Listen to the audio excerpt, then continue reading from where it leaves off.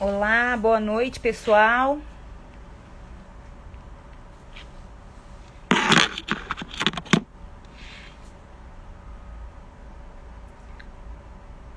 Olá, boa noite a todos.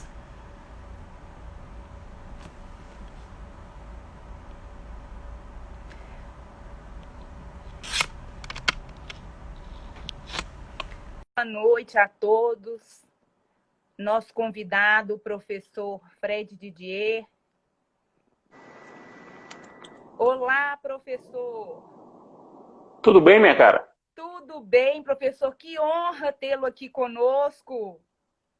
Maravilha, obrigado pelo convite. Professor, eu que agradeço muitíssimo por ter aceitado, né, o nosso convite para participar dessa live. É uma honra, professor Fred, tê-lo aqui conosco, já que o professor, né, não preciso nem dizer, mas é uma das grandes referências entre os estudiosos do processo civil no Brasil e no mundo.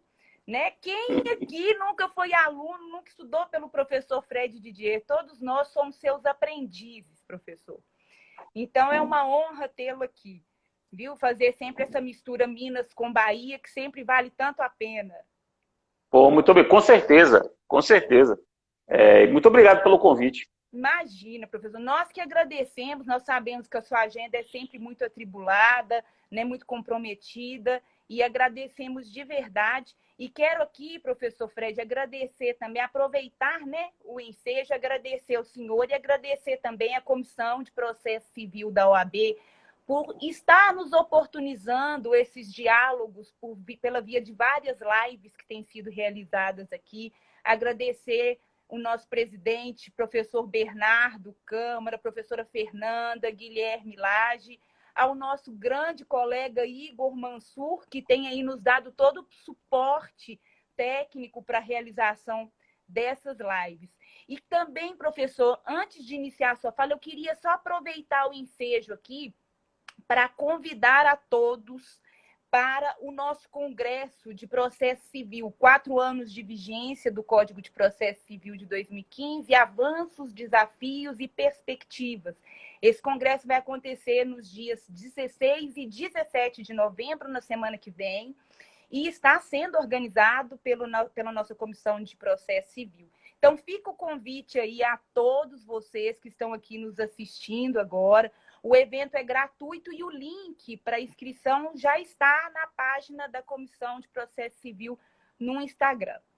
Então, pessoal, nós convidamos nosso queridíssimo professor Fred para nos honrar, né, com as considerações acerca do projeto de lei 4441 de 2020, que traz uma proposta para a nova lei de ação civil pública, né, professor? E o projeto ele foi apresentado no último dia 2 de setembro na Câmara dos Deputados, pelo deputado federal Paulo Teixeira, e tem o objetivo exatamente de traçar uma nova disciplina a respeito da Lei de Ação Civil Pública, substituindo, portanto, a lei então vigente, que é a Lei 7347 de 1985.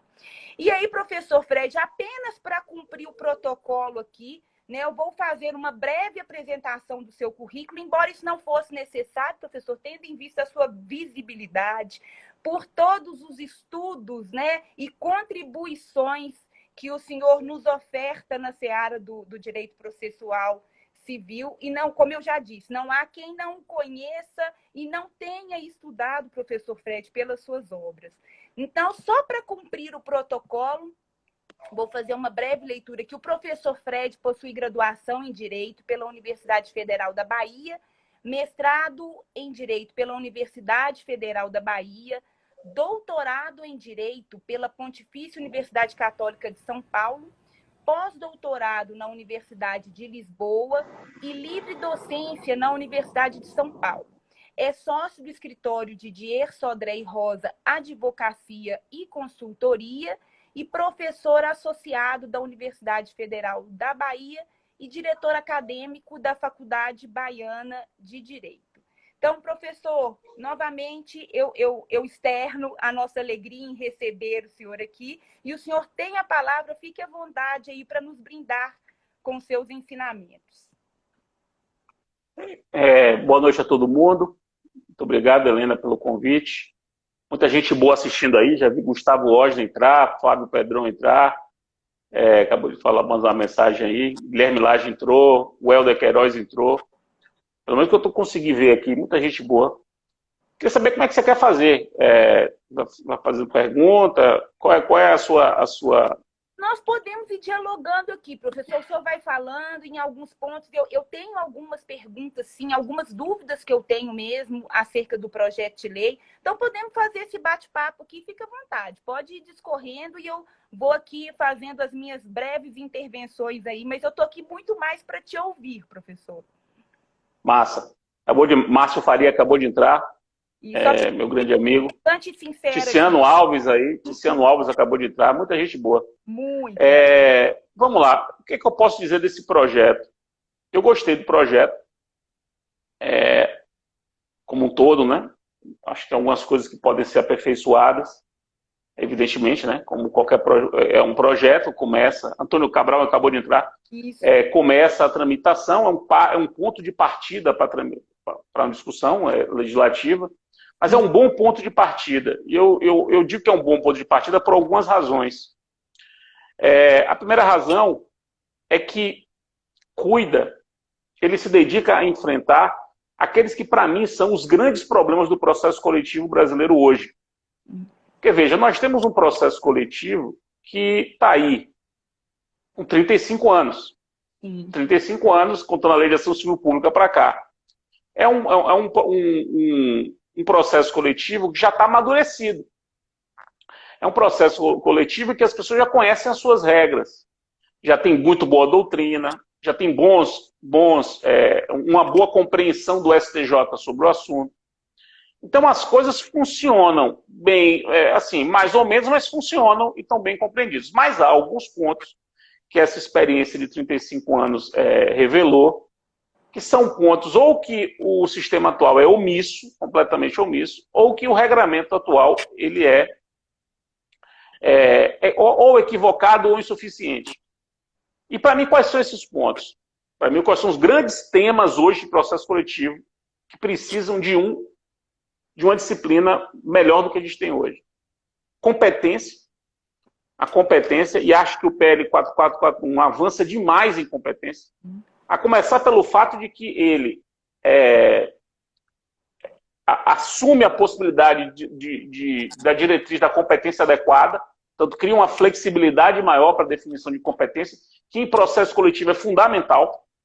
Fundamental. Não adianta a gente pensar em regras de competência rígidas, pensadas para casos envolvendo João contra José, para problemas que envolvem direitos difusos, para problemas que envolvem grupo de pessoas compostas, grupo de pessoas que não guardam entre si nenhum vínculo, são pessoas indeterminadas, atingem lugares distintos. Então, só isso me parece já muito bom, e é um ponto de partida do código. Ele não, do código não, da proposta, né? Sim. Não fala em competência, em dano regional, sempre foi um conceito muito vago, ninguém sabia exatamente o que era um dano regional previsto no Código de Defesa do Consumidor. Uhum. Supõe os atos de cooperação judiciária. Então, me parece que no ponto da competência, um avanço absurdo.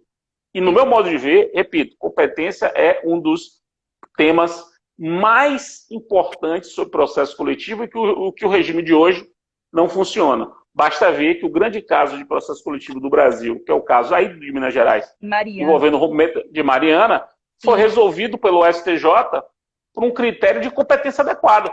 Exatamente. Competência adequada. Então, o código, não, desculpe, mais uma vez, o PL, ele parte desse pressuposto. Então, um aspecto muito positivo. Segundo, as relações entre processo coletivo e processo individual. Isso é um grande problema. Nós temos um artigo que cuida disso, que é o 104 do CDC. Artigo que foi esvaziado pelo STJ. Nós não temos regramento sobre interrupção de prescrição. Nós não temos regramento sobre suspensão automática. Nós não temos regramento sobre distinção do processo individual em relação à tutela coletiva. fora do grupo. Nós não temos o que é hoje muito importante, que é a exigência de o juiz, na decisão coletiva, delimitar os pressupostos para que alguém seja considerado membro do grupo. Isso dá muitos problemas na liquidação, porque há quem queira se inserir no grupo sem poder, e a decisão, como não deixa claro quem pode se inserir no grupo,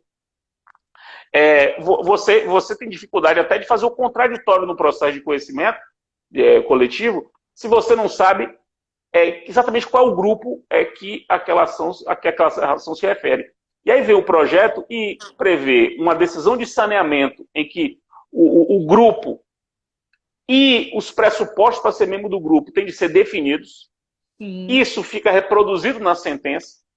Resolve-se o problema da prescrição, da interrupção da prescrição pela ação coletiva. Resolve-se o problema da suspensão dos processos individuais com regras que ressalvam a possibilidade de procedimento do processo individual em alguns casos.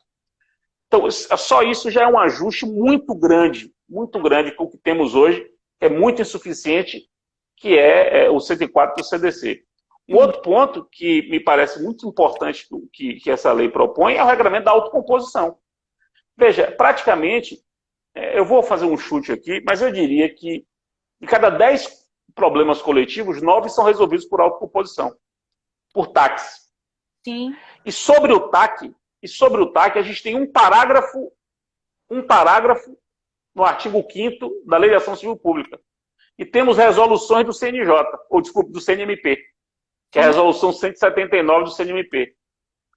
Não temos uma disciplina sobre TAC. Não temos uma disciplina sobre autocomposição coletiva, que é nada mais nada menos do que a principal forma de solução de problemas coletivos. E nós não temos, Helena, nenhuma regra, até hoje, 30 anos depois do CDC, nós não temos nenhuma regra sobre acordo envolvendo direitos individuais homogêneos. Não. Que não pode seguir a mesma lógica do acordo envolvendo direitos difusos. Não pode seguir.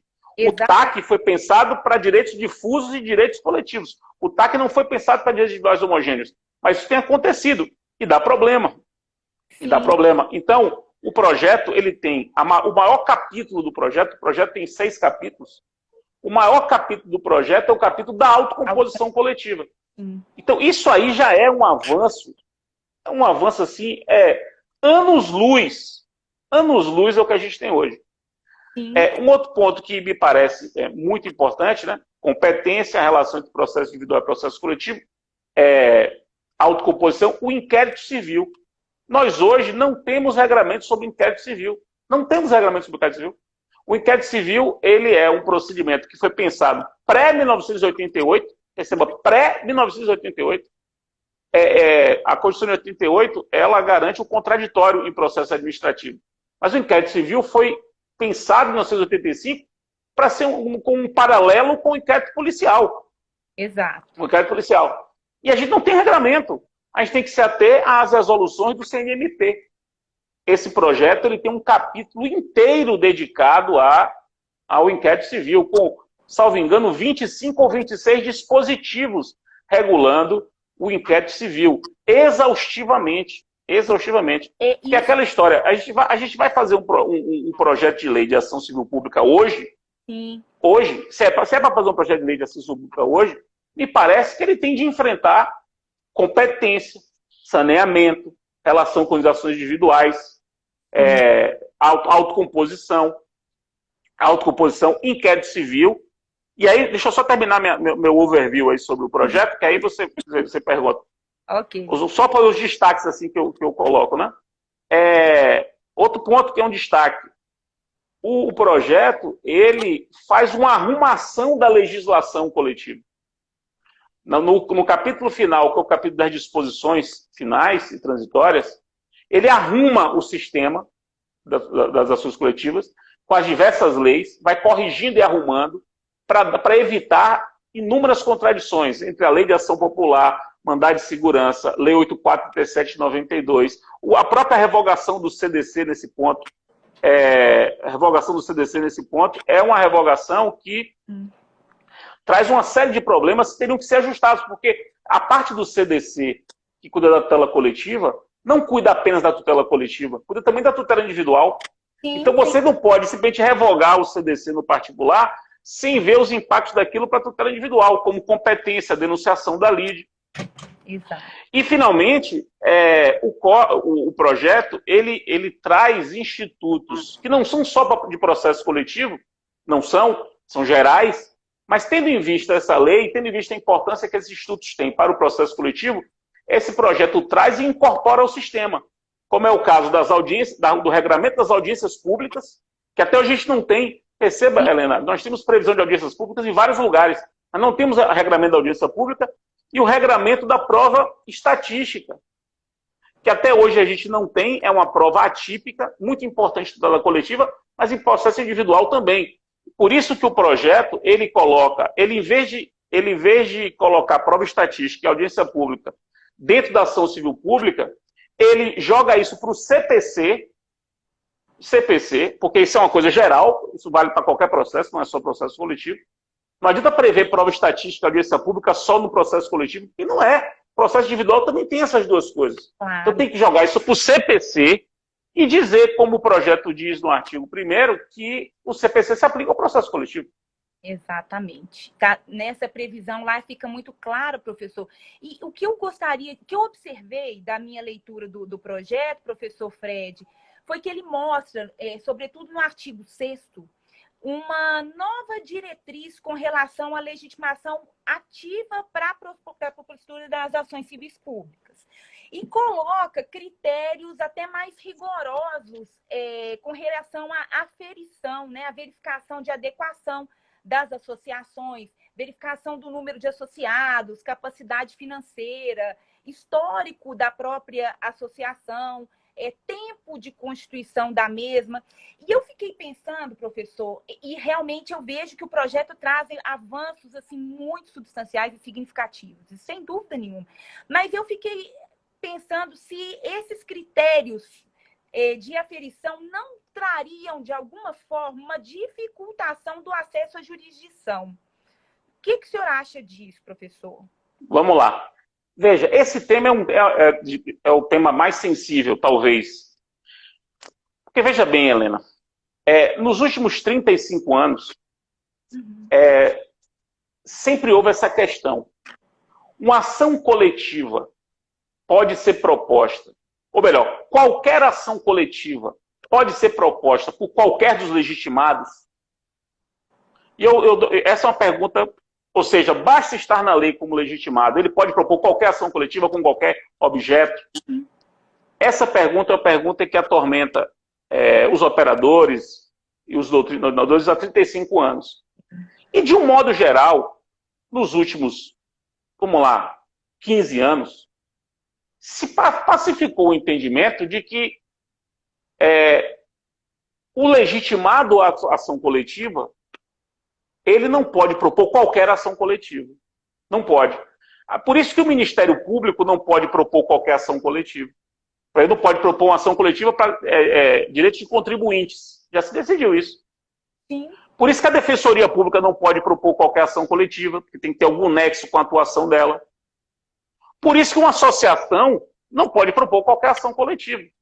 Claro. Eu me lembro, Helena, vou contar um episódio que é um episódio caricatural, mas é verdadeiro.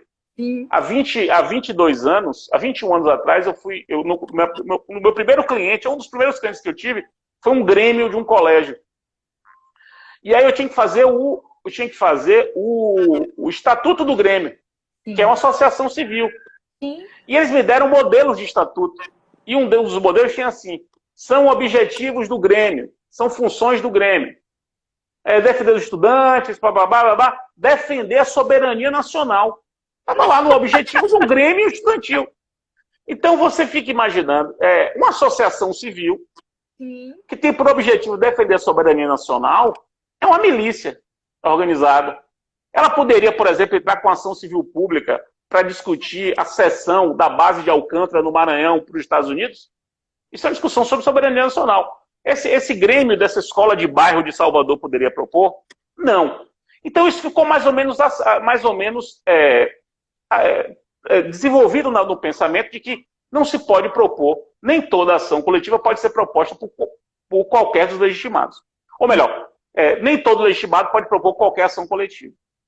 E aí vem o projeto e diz assim, olha, você tem os legitimados no artigo 6º, mas o juiz vai ter de controlar a adequação da legitimidade ao caso concreto. É preciso ver se há uma aderência do legitimado, uma relação do legitimado com o caso concreto. É o parágrafo 1º do artigo 6º.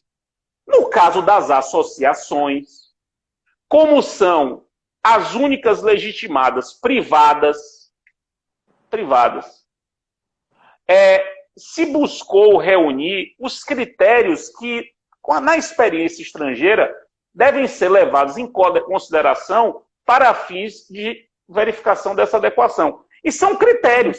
Esses critérios aqui, esses 4 critérios que estão aqui no projeto, número de associados, capacidade financeira, histórico na defesa e tempo de constituição, são critérios que são combinados, eles não são cumulativos.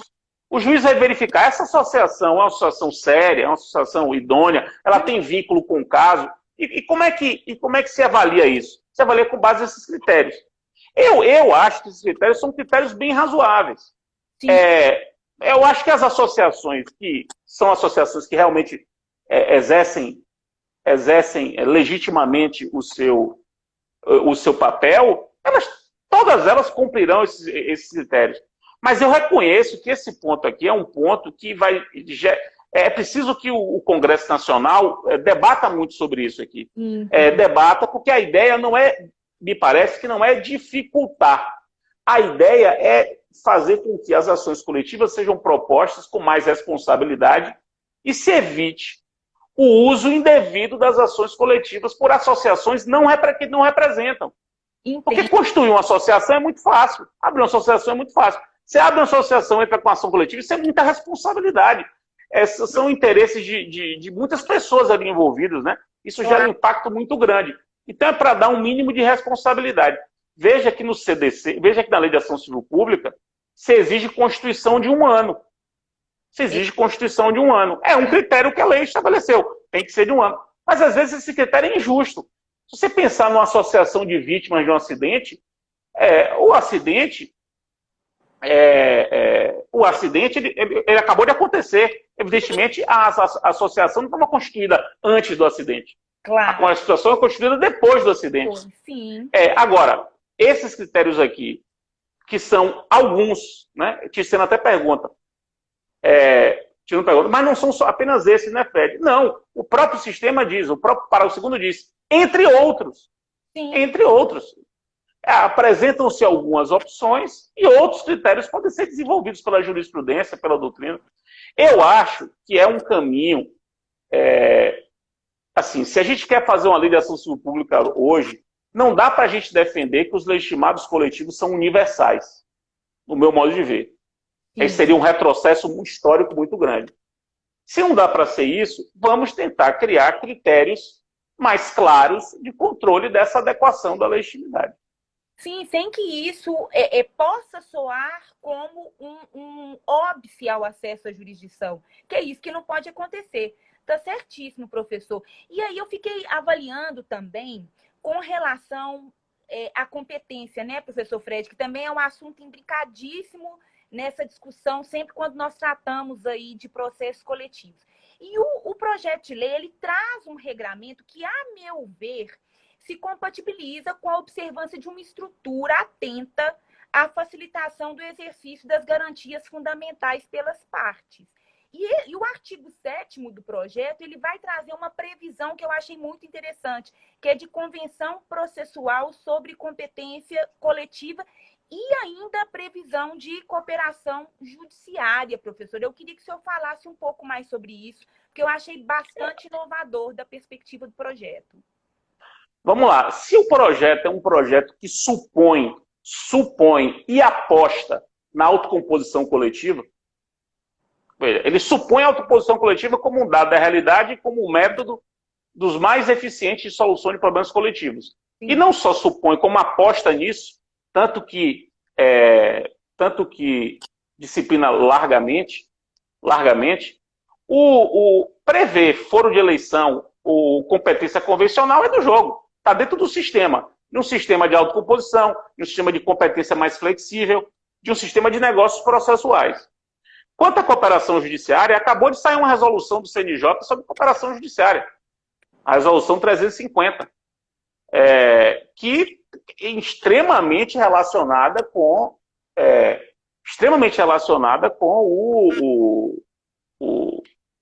a tutela coletiva, né? Isso. Extremamente relacionada com a tutela coletiva. Então, não poderia, me parece que uma lei nova, ela deve dialogar com isso. Porque já quem vai fazer uma lei nova, uma lei já com o Código de Processo Civil em vigor há mais de 5 anos, sim, vamos dialogar com o que o Código trouxe de novo. Com negócios processuais, com flexibilidade do processo, com cooperação judiciária. Então, me parece uma coisa boa. Agora, sem dúvida, eu não sei, alguém comentou aqui que é extremamente polêmico. Antônio aqui, Galvão. É mesmo, Galvão. Isso é muito polêmico. Agora, essa questão dos critérios para conferir a adequação da legitimidade, isso é muito polêmico. Isso tem que ser debatido realmente no Congresso Nacional, mas a gente tem que debater partindo de um ponto comum. A gente vai admitir que qualquer associação ou qualquer legitimado possa propor qualquer ação coletiva? Eu acho que ninguém aceita isso. Se a gente chegar a um consenso em torno disso, definir os critérios para aferir a adequação em concreto, é mais fácil a gente definir isso argumentativamente no debate parlamentar. Sem dúvida, professora, e por isso eu vejo como sendo tão importante nesse momento, né, onde tantas mudanças no processo civil vêm ocorrendo. Eu até disse o seguinte, eu fiquei avaliando, falei, olha, nós estamos num momento de uma sequência de desastres socioambientais, né? A exemplo do desastre de Mariana, na sequência tivemos o desastre de Brumadinho. Não bastasse tudo isso, entramos num contexto de um desastre biológico da Covid-19. Então, nunca foi tão importante, professor, né? E essa discussão acerca aí das tutelas coletivas. Então, por isso, esse debate precisa mesmo ser alargado, sobretudo nesses aspectos mais polêmicos, que, inclusive, eu já vi o senhor falar em outras ocasiões, que é legitimidade, competência e a parte exatamente da autocomposição, porque, de fato, né, todos os inquéritos civis, ou pelo menos a maioria deles, e que hoje o projeto de lei, inclusive, de forma muito precisa, e foi muito oportuno o apontamento dele de forma expressa, que o advogado pode ter acesso aos autos do inquérito civil, e ficava sempre aquele imbróglio, né? Pode, não pode, e o projeto coloca uma pá de cal nisso. E é fantástico que tenha acesso e que o projeto tenha se preocupado em colocar isso expressamente, porque dos inquéritos civis, fatalmente pode decorrer ali um termo de ajustamento de conduta. Isso aí, eu acho que, principalmente nesses desastres de maior complexidade, que, na realidade, tudo que envolve o processo coletivo, principalmente quando nós falamos aí em tutela de direitos difusos, traz um grau de complexidade enorme, né? Então, isso eu acho que foi importante, essa parte do inquérito civil. Agora, professor Fred, eu fiquei com muita dúvida em um ponto do projeto que eu queria que o senhor nos falasse um pouco. E, para mim, eu não sei se soou paradoxal ou se eu mesma não entendi direito. O artigo 25 do projeto, ele vai prever que a sentença proferida no processo coletivo faz coisa julgada, independentemente do resultado, e vai vincular o grupo titular do direito discutido em todo o território nacional. E essa previsão, né, professor Fred, vai colocar aí, vai resolver o problema do atual artigo 16 da Lei de Ação Civil Pública. Exatamente. Hoje, né? No entanto, o parágrafo 1º desse artigo vai dizer que a coisa julgada se faz ainda que a sentença seja de improcedência por ausência ou insuficiência de provas. E aí eu fiquei aqui pensando, falei, olha, será que não há uma incoerência ou uma necessidade de melhoria, simplesmente, desse artigo, sobretudo na parte que diz que a coisa julgada por insuficiência de provas e o artigo 16 da PL, correlacionando esses dois artigos, e o 16, que diz que o processo individual fica suspenso, aguardando o julgamento do processo coletivo. Se há essa suspensão, eu parto do pressuposto que é para padronização decisória, possivelmente. Mas se o autor do processo individual poderia ter feito prova no processo individual, como é que ele vai sofrer os efeitos dessa coisa julgada?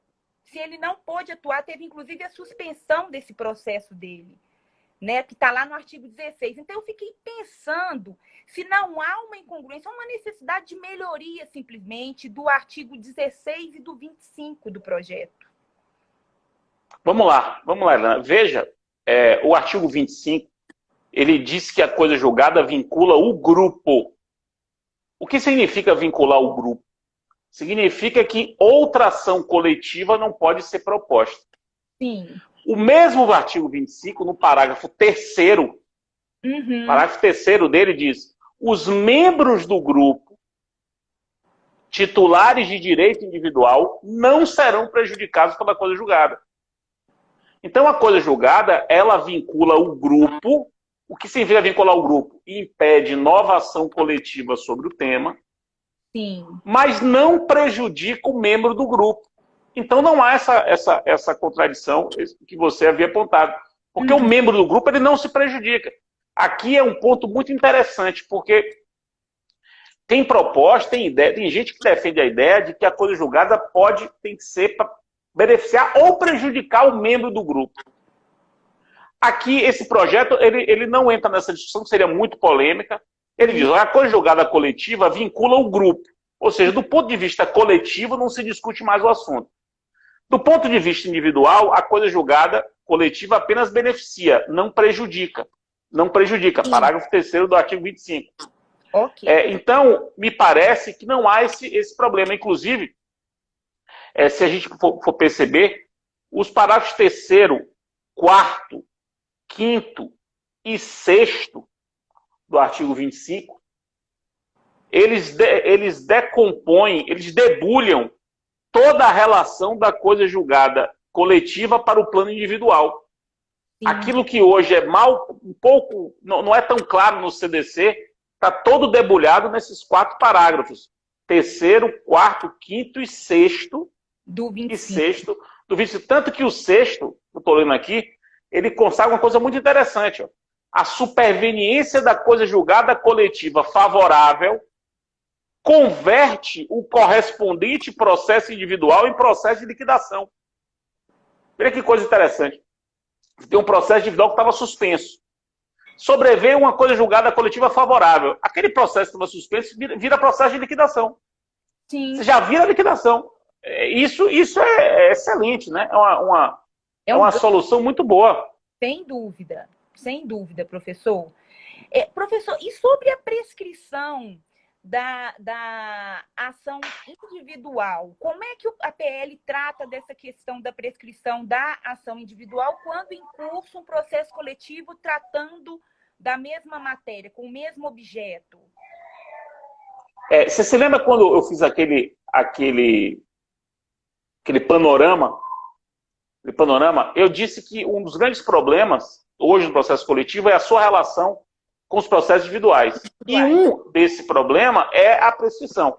Aí vem o artigo 15 do projeto, eu abri aqui para ler, olha o que ele diz. A propositura da ação civil pública interrompe a prescrição das pretensões coletivas e individuais baseadas no mesmo conjunto de fatos. Está interrompido. O prazo prescricional da pretensão dos direitos individuais homogêneos será o mesmo que o das respectivas pretensões individuais. Com isso aqui você resolve vários problemas.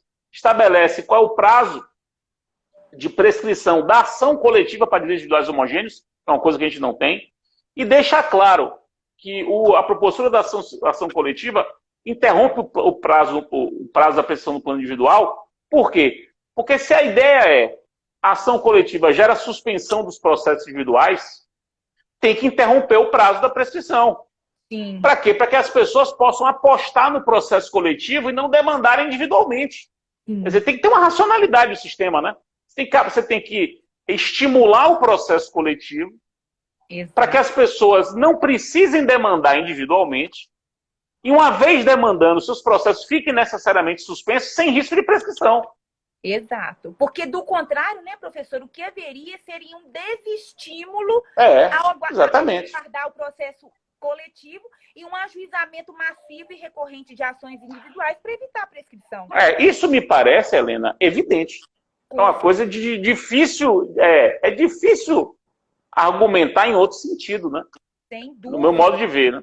Não, no meu também. E se nós pensarmos aí, o objetivo, o princípio de todo e qualquer processo coletivo é se evitar uma litigância em massa, né?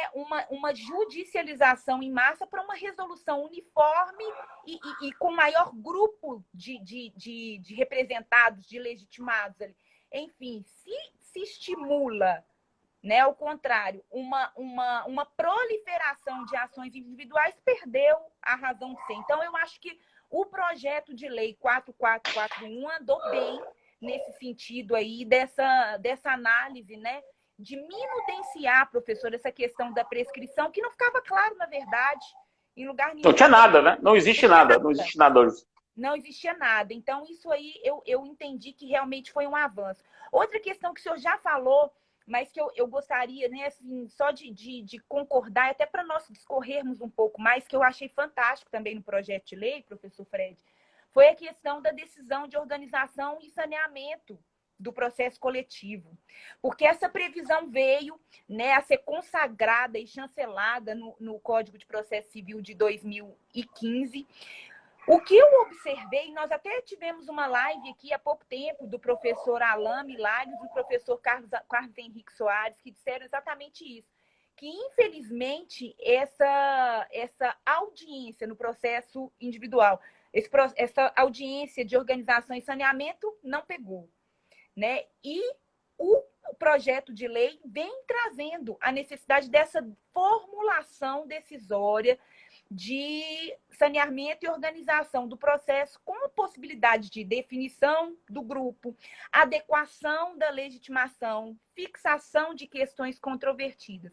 E nós sabemos cabalmente da importância da organização e saneamento do processo para exatamente demarcar os limites da sentença a ser proferida e para viabilizar, inclusive, às partes um direcionamento mais preciso, né, acerca dos argumentos e provas a serem ainda produzidos de forma aí a reforçar suas respectivas pretensões, né?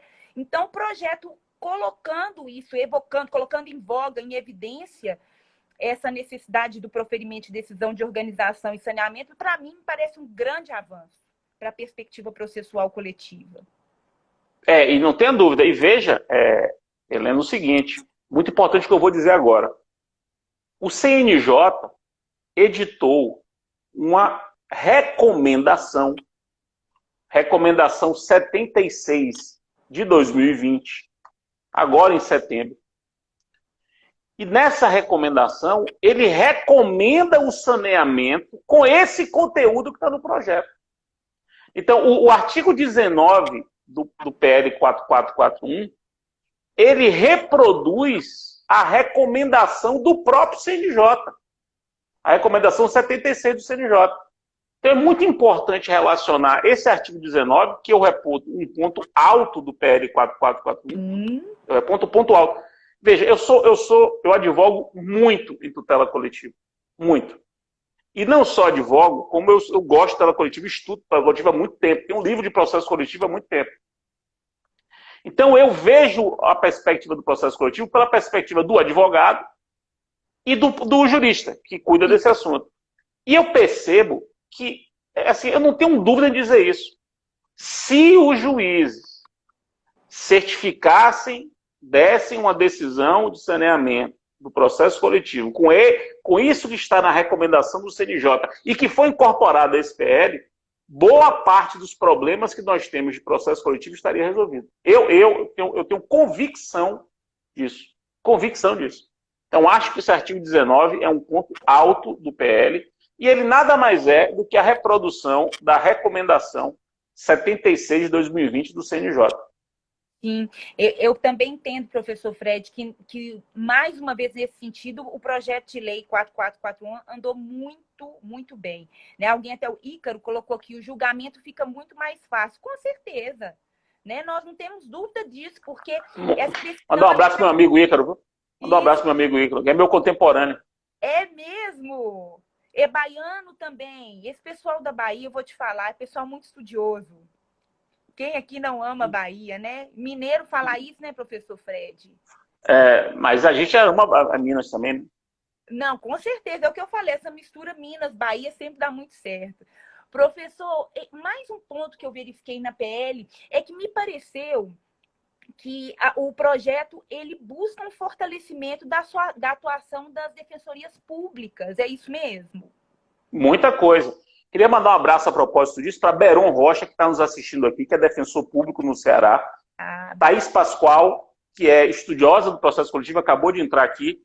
E Thaís, vou responder a sua pergunta, porque Claro. a presença de Thaís e a sua pergunta sobre a defensoria com o Deberon aqui, isso exige duas considerações. Primeiro, que o projeto é um projeto que nasce supondo a defensoria pública como um grande agente do processo coletivo.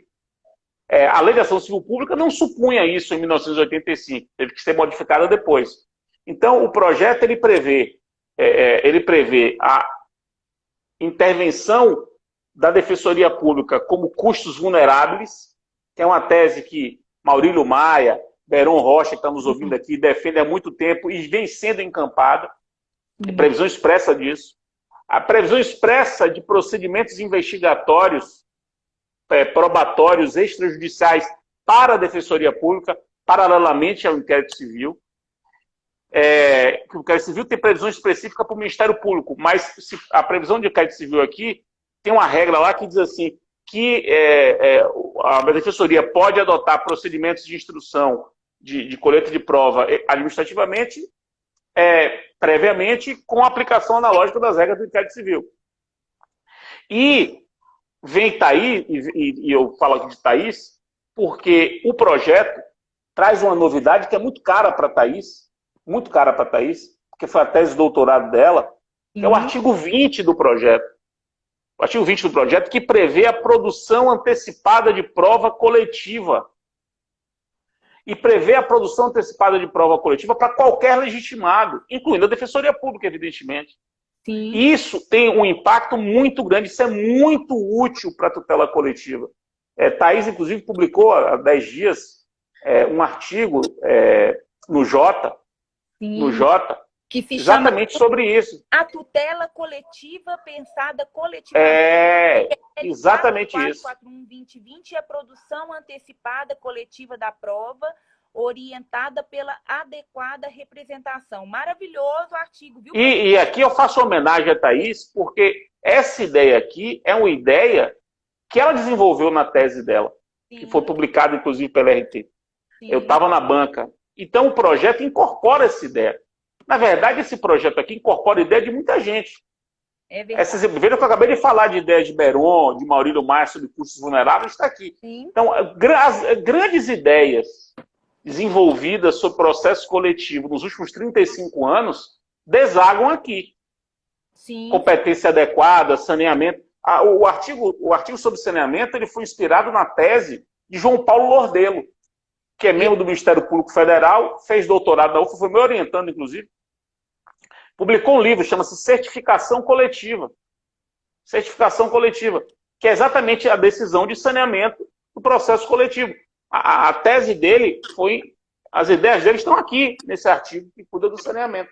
Então, essas ideias que foram bem apresentadas ao longo dos anos sobre processo coletivo, ideias que vêm para melhorar o processo coletivo, muitas delas estão aqui. Então, eu faço a saudação aqui a essa galera que está assistindo e que merece esse registro. É verdade. Eu quero também, então, aproveitar que o professor Beron está aqui também nos assistindo e indicar também, professor Fred, o artigo dele, que se chama O Projeto de Lei 4441, de 2020, da Ação Civil Pública e o Custos Vulneráveis. Né? Eu estou Exatamente.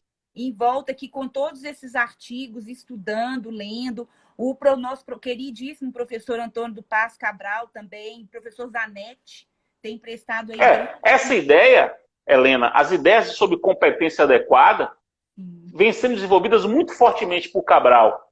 Sim. Então, aquele artigo sobre competência reflete muito das ideias que Cabral tem desenvolvido e os seus orientandos têm desenvolvido, como Guilherme Hartmann, que escreveu uma tese de doutorado sobre competência adequada, Paula Sarno Braga, que escreveu sobre competência adequada há quase 10 anos. Eu mesmo escrevi sobre competência adequada há algum tempo. Então, essas ideias assim, não foram tiradas da cartola.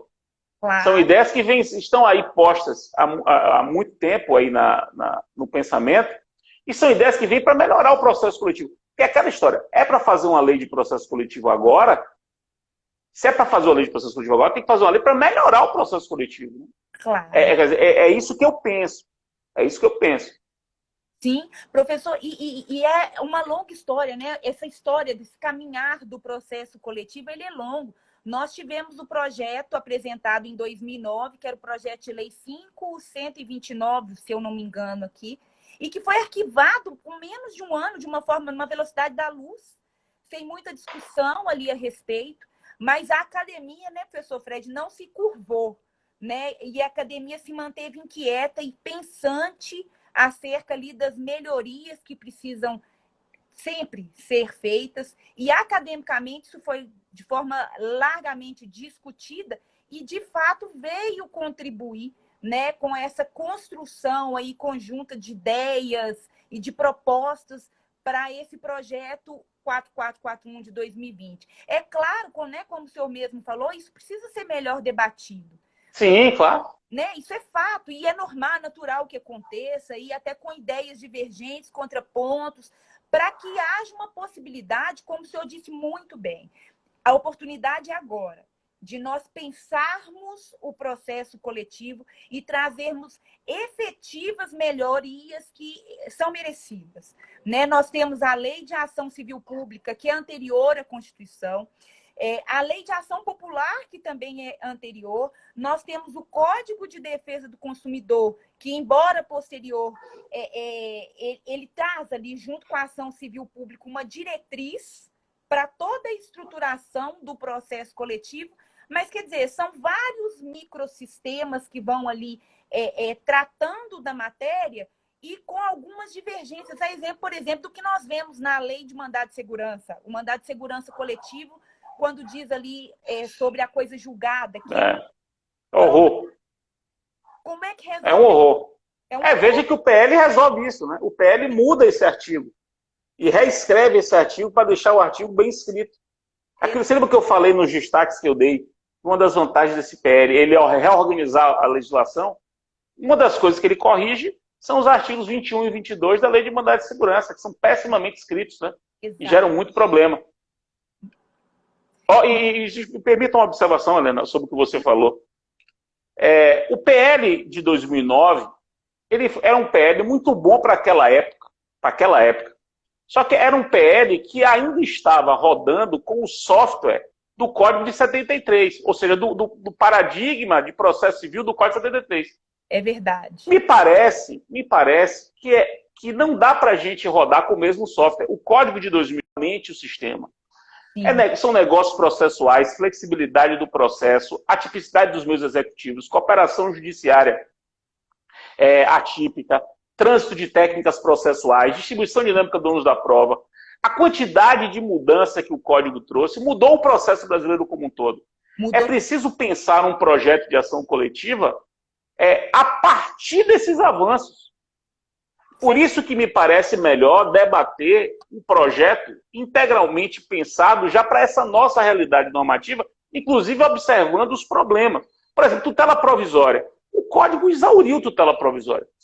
Exauriu. Então, vai fazer alguma coisa sobre tutela provisória, nesse projeto? Tem que ser uma coisa muito pequena, porque todas as discussões estão no Código. Então, e aquele projeto de 2009, já se passaram 11 anos. Exato. 11 anos. São 11 anos, um terço de todo o histórico do processo coletivo brasileiro, que são 35 anos, né? Estamos falando de um terço. Sim. E com um código de processo no meio, porque veja que aquele projeto foi arquivado em 2010. Exato. Entre 2010 e 2015, foi a tramitação do código inteiro. Então foram 5 anos das melhores mentes brasileiras discutindo o processo brasileiro. E aí o processo brasileiro foi discutido, foi reconstruído, e agora é o caso de reconstruir o processo coletivo. Mas a partir da reconstrução do processo civil brasileiro, e não voltando ao patamar de discussão que nós estávamos em 2009. Sem dúvida, professor Fred. E, na realidade, talvez tenha sido até bom o arquivamento em 2010, né, desse projeto de 2009, porque nesse iter aí, até o professor Beron colocou aí, ó, nós tivemos a questão dos planos econômicos, nós tivemos os desastres socioambientais de Mariana, de Brumadinho. O caso de Mariana, me permita essa observação, claro. Ele é uma experiência, um case brasileiro de tutela coletiva, que é fonte de aprendizado para todo mundo.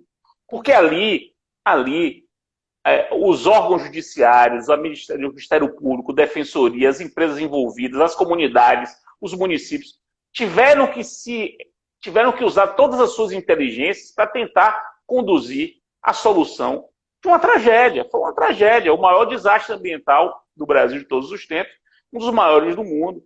Mas de lá para cá, 350 mil pessoas já foram indenizadas. Estamos falando de 5 anos aí. Estamos falando de 5 anos com 350 mil pessoas já indenizadas, com vários problemas ainda a serem resolvidos. Mas muitos já estão sendo resolvidos por instrumentos de tutela coletiva. Exatamente. E exatamente por essa via autocompositiva, né? Quantas de conduta já foram ali celebrados. E uma vez eu escutei o senhor falar, e o senhor tem muita razão, mereceriam teses a respeito de... tese. Olha, existem 2 TACs que são fundamentais ali. O chamado TTAC, que é o TAC primeiro, que é um TAC moldura. Sim. E o TAC-GOV, que é o que estabelece as regras de governança do TTAC. Sim. Esses 2 TACs, que têm juntos umas 400 páginas, talvez até mais, eles são um produto da inteligência jurídica brasileira. Quando eu vi aquilo, quando eu examinei esses TACs, eu fiquei impressionado. O Brasil tem juristas e advogados e profissionais, do Ministério Público, Defensoria Pública, que conseguiram construir esse instrumento jurídico, que é realmente incrível. Incrível. Eu acho incrível. Não, sem dúvida, professor. Isso tudo reforça, né, o que a PL traz de tão importante, que nós já falamos aqui, eu acho que não custa reforçar. É importante a questão da autocomposição coletiva, que está lá no artigo 27, da negociação coletiva do artigo 28, da legitimação ampla para a execução da autocomposição coletiva, do artigo 39, e traz ainda uma questão que eu achei interessante, que o projeto traz, é uma perspectiva, professor, de desjudicialização. Sim, claro. Quando na fase de execução, né? E isso, vamos dizer assim, gera um coro, né? Com uma outra discussão. Me permita. Claro, professor. Me permita, que eu esqueci de dizer, eu não posso deixar de dizer. Sim. O Código tem um capítulo inteiramente dedicado aos fundos. Os fundos são um instituto do processo coletivo brasileiro que não tem regulamentação legal. Ele tem previsão legal? Não tem. Então você não sabe como é que se... Você não pode exigir, não tem como exigir a composição dos fundos, a participação das vítimas na gestão dos recursos do fundo, a aderência do fundo com o grupo de vítimas. Não tem, então, o projeto ele tem um capítulo dedicado aos fundos, prevendo fundos de origem legal, de origem judicial ou de origem negocial. Inclusive fundos que sejam patrimônios de afetação. Sim. Então, isso é um avanço, assim, é incrível. É incrível como a gente quer pensar processo coletivo no Brasil sem ignorando institutos fundamentais do processo coletivo com fundos. Os fundos. E tem um capítulo inteiro sobre isso. Eu esqueci de falar, mas é muito importante essa parte. E você destacou bem, porque nessa parte deixa clara a possibilidade de constituição, de criação de entidade, de infraestrutura privada para poder executar. Que foi o caso da Renova, aí em Minas Gerais, que nasceu com base na legislação atual, e um projeto que tem essa experiência da Renova não pode ignorar essa experiência, que é uma experiência incrível. com uma possibilidade de criação de infraestruturas privadas. E aqui eu faço um registro das ideias de Antônio do Passo Cabral e Hermes Zanetti Júnior, que escreveram esse texto, que é um texto seminal sobre o assunto no Brasil, que mostrou que esse tipo de experiência da Renova já existe em outros países e era preciso generalizar isso. E o projeto topa isso.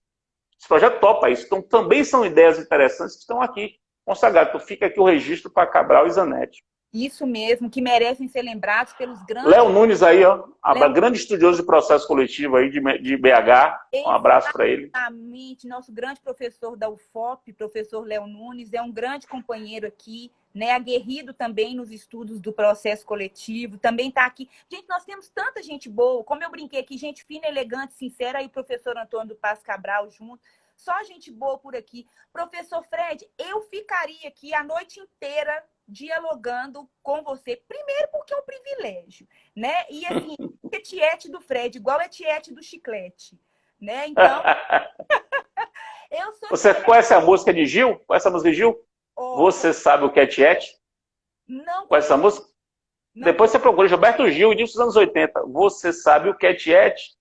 Tiete é uma espécie de admirador atrás do seu carinho, atrás do seu amor. Depois você veja. Essa música é tiete. Pois é, eu estou conhecendo só sou tiete do chiclete e do professor Fred.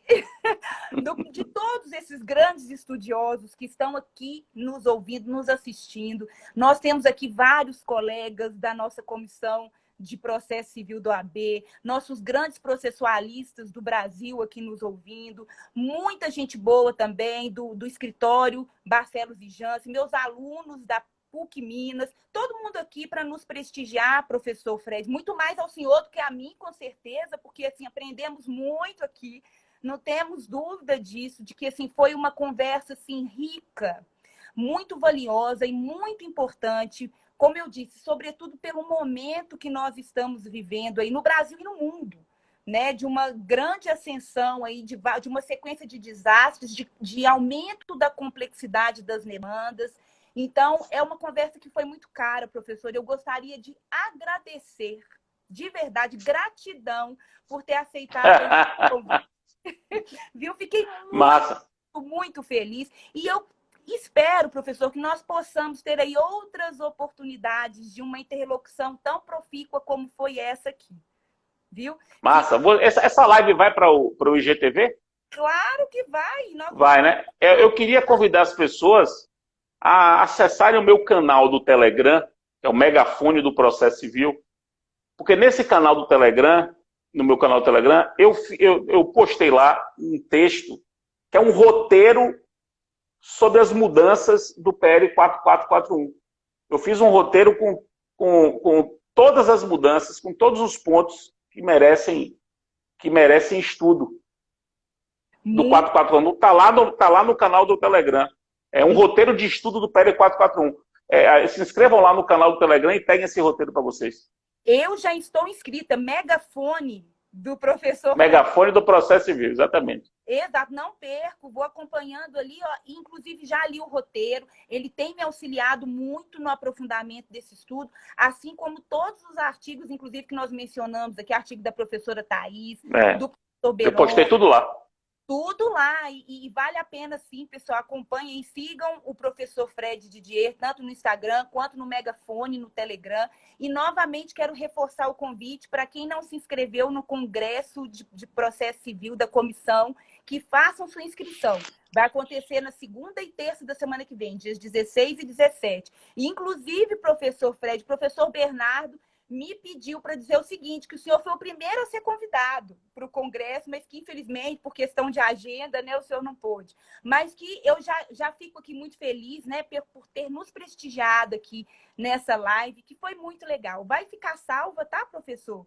A live. Tá bom, basta. E eu vou jogar no meu canal do YouTube também. Eu vou pegar de vocês aí e vou jogar no meu canal do YouTube. Vai ser muito legal. Vamos prospectar aí esse diálogo aí, que é sempre muito importante para a gente fazer acontecer no Brasil o melhor da procedimentalidade civil coletiva, né? Que nós merecemos e nós temos grandes juristas aí colaborando para isso. Nossa academia... Queria parabenizar o deputado Paulo Teixeira por ter apresentado esse projeto. Sim. Mandar um abraço para ele. Os nossos parabéns. Professor, muito obrigada mais uma vez. Obrigada a todos que nos assistiram aqui. Foi lindo de ver. Foi um debate muito rico. Muito obrigada, professor. Um abraço e até breve. Tchau. Beijos, tchau.